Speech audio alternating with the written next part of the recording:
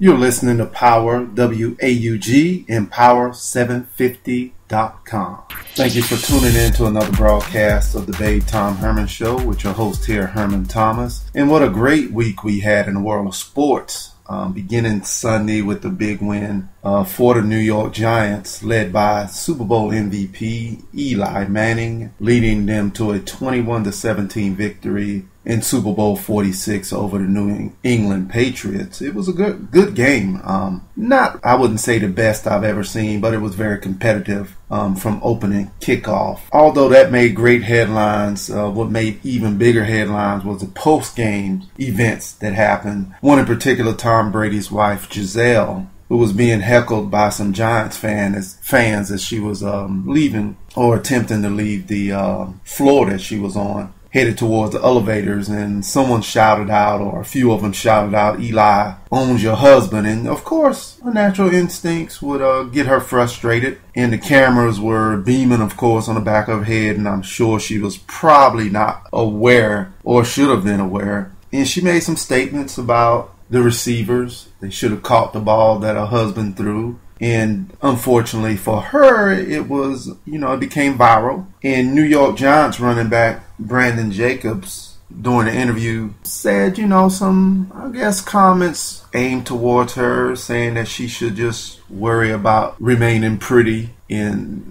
just in his words. We won't go into detail word for word on it, but I'm sure you've heard of what happened. And he later on apologized to her, in which he should have. Because it's one thing when you talk about an opposing player, opposing team, or coach, but when you bring a family member, especially a spouse, into it and start making statements towards the spouse, that's getting a little personal. So I do credit him for, being man enough to go back and apologize to her for making those statements. The second headline after the Super Bowl, of course, was tight end Rob Gronkowski. He celebrated, I guess he was just venting, but he celebrated. That was his way to release the game, the tension. At a team party hosted by the organization later on after the Super Bowl. He was dancing, of course. He was taking his shirt off and so forth. And, of course, that went viral. And a lot of people got upset, which players have ways of venting or ways of kind of winding down. I would say that. Let's say to wind down, to come down off of that high. But just think of it this way. I guess people weren't satisfied. I guess the losing team. People figured that, hey, he should be in a room somewhere on suicide watch. And in my opinion, he was just letting loose. Nothing wrong with that. I mean, at least he didn't get involved in a fight. Thank God he didn't decide to just drink and drive and do something very negative. I didn't see anything wrong. Apparently, former New England Patriot, current NBC Football Sports Tonight broadcaster or personality Rodney Harrison was very upset about it. But, to each his own. I didn't see anything wrong with it. Today's broadcast, we're going to deal with the topic, can the NCAA reform itself? And this is in regards to the NCAA and some of the, the things that are going on with the NCAA. That's just, having a lot of people suggesting that maybe athletes should be given a small stipend of some sort. In case you missed it, I know everybody by now, unless you were just, under a rock somewhere or just no internet, no TV or whatever. The big game was Wednesday night. It looks like Austin Rivers, of course, the freshman sensation with 29 points, including the last three, which were the game winner, won 85-84. I think this was a very interesting game. Your heart kind of felt for Tyler Zeller. I mean, he played a great first half, and I think he just started making mistakes due to fatigue. That tip in, that had to be very embarrassing. The tip in that gave Duke momentum.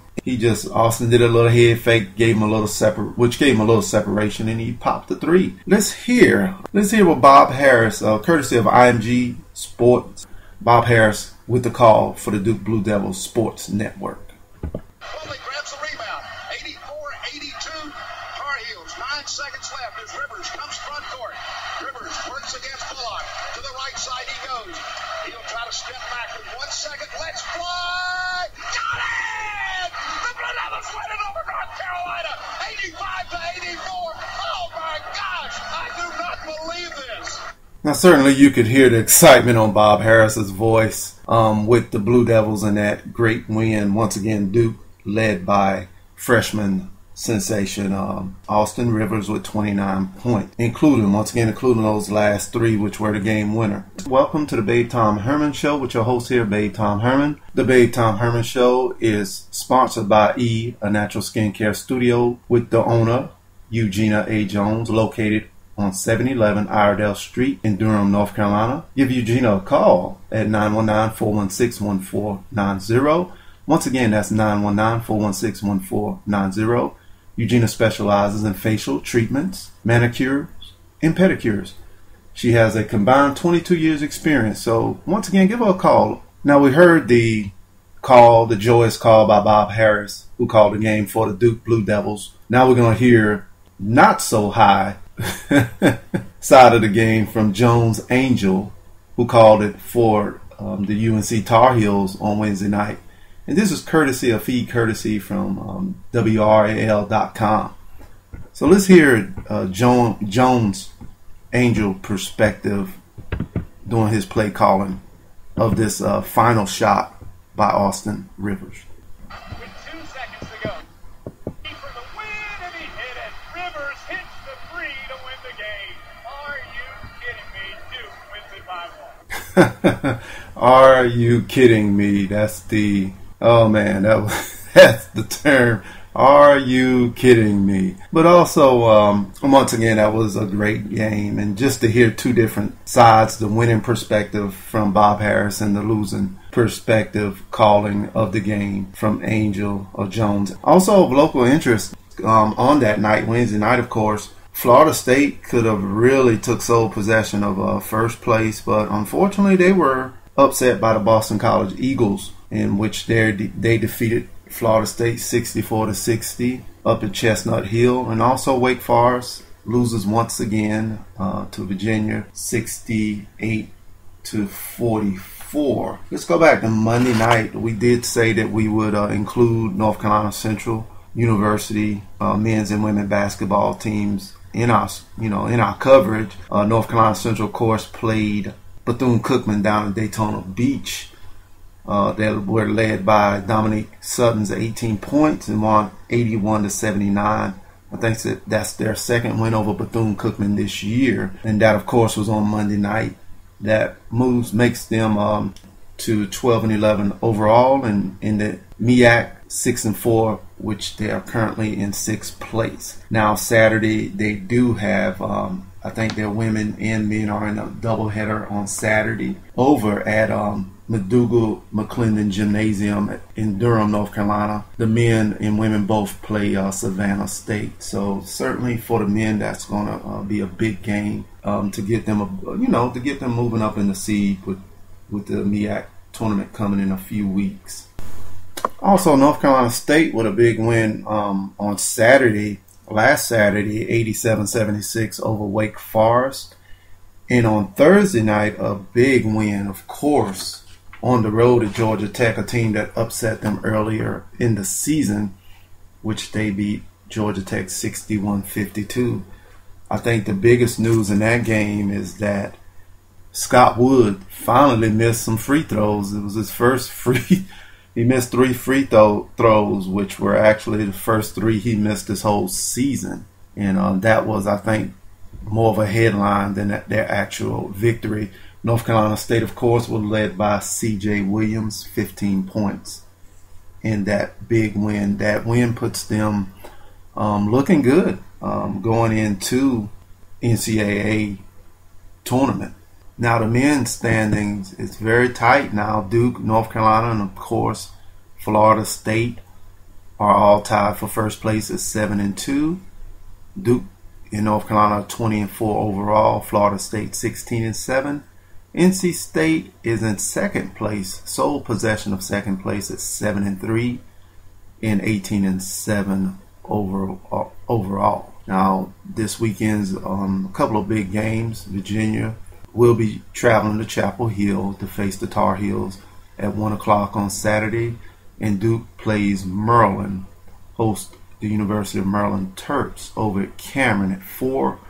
And now, since we are talking about rivalries, we can't omit the UNC Duke matchup on Monday night between the women's. Their matchup, if you want to call it that, this was certainly a one-sided game as Duke routed number 5 Duke routed number 22 UNC 96-56 over at Cameron Indoor Stadium.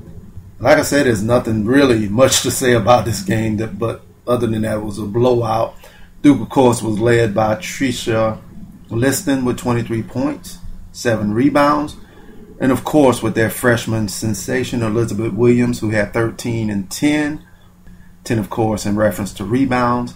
In addition to those wonderful stats, she had 6 blocks to go along with that. So that was certainly a great win for the Duke women, a game that UNC certainly wants to forget.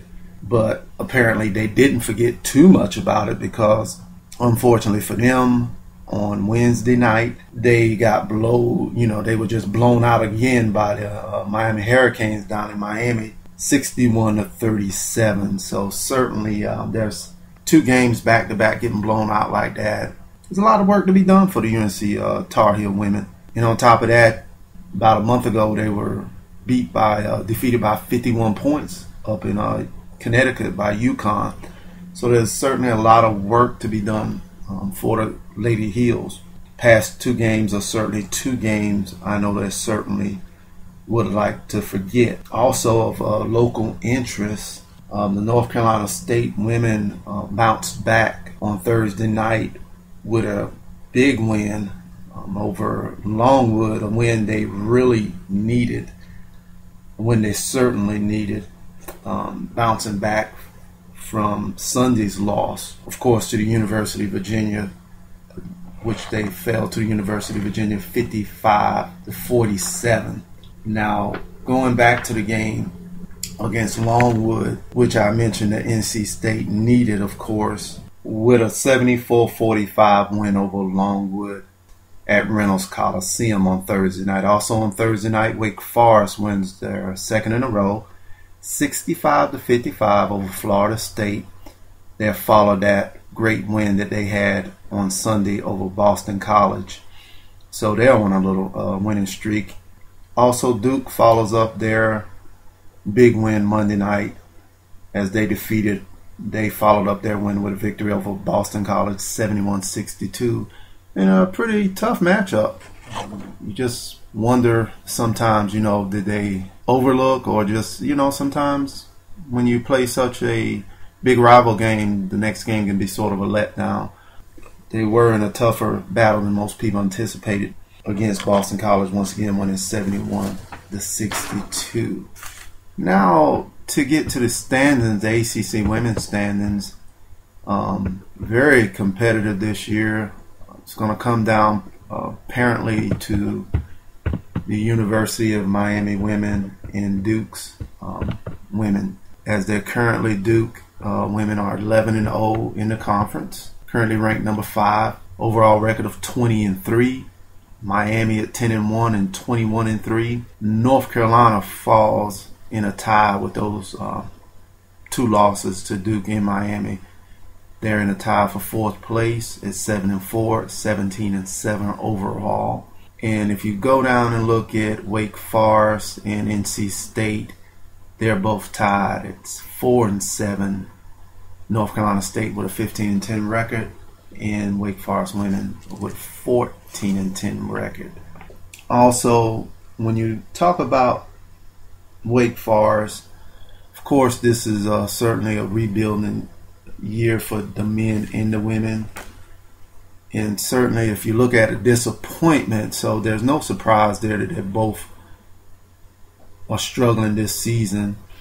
I think the disappointment from the women's side is coming from North Carolina State of area interest.